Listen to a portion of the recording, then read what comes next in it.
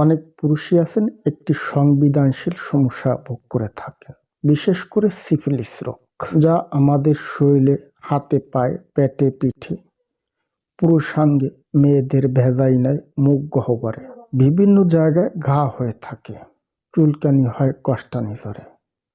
প্রথমে ছোট্ট একটা গোটা নিয়ে ওঠে, সেটা আস্তে আস্তে বড় হতে থাকে, ছড়াতে থাকে, সেখান থেকে লালা ঝরে, কষ্টানি ধরে, ব্যথা অনুভূতি হয়। এটিকে মেডিকেল ভাষায় বলা হয় সিফিলিস এসটিডি, যা ট্রেপনোমোপ্যালিডিয়াম জীবাণু দ্বারা সংঘটিত হয়ে থাকে। এখন যদি এটি হয়, আপনারা কি করবেন? কখন চিকিৎসকের পরামর্শ নেবেন? প্রাথমিক লক্ষণ পর্যায়ে আপনাদের জন্য করণীয় কি? এই সকল বিষয়ে বিস্তারিত আলোচনা থাকবে আজকের এই ভিডিওতে। সিফিলিস রোগ।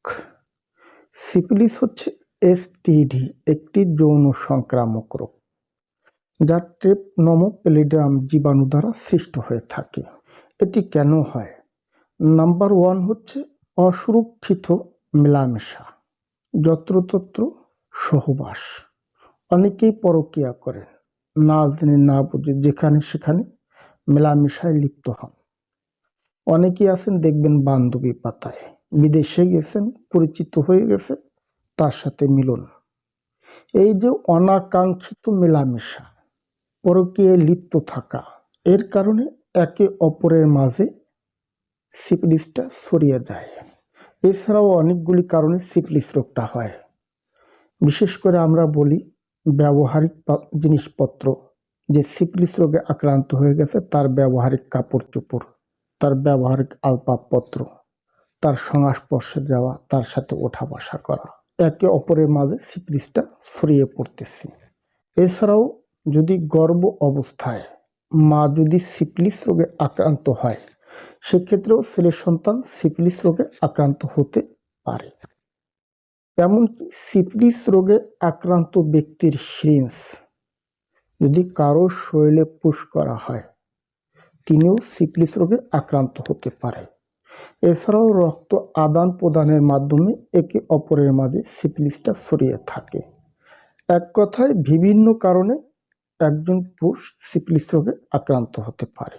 অলরেডি আপনারা যারা আছেন সিফিলিস রোগে আক্রান্ত হয়ে গেছেন, আপনাদের জন্য করণীয় কি? নাম্বার 1 সাজেশন হচ্ছে প্রাথমিক অবস্থায় আক্রান্ত জায়গাটা, ঘায়ের জায়গাটা দৈনিক 2 বার গরম জলে পরিষ্কার করে রাখবেন। অনেকের আস্ত আবরণ পরে ঘায়ের মতো হয়ে যায়, বিগড়ায় থাকে, লালা ঝরে।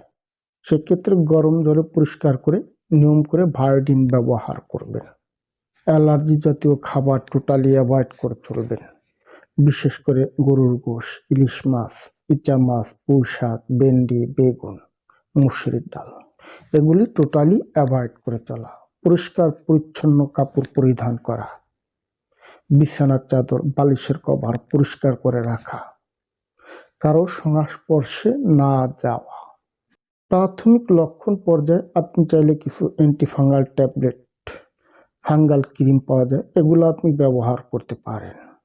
অবশ্য সাজেশন থাকবে, সিফিলিস যেহেতু একটি যৌন সংক্রামক রোগ, এসটিডি, কাজে নিকটস্থ একজন রেজিস্টার্ড চিকিৎসকের পরামর্শ নেবেন।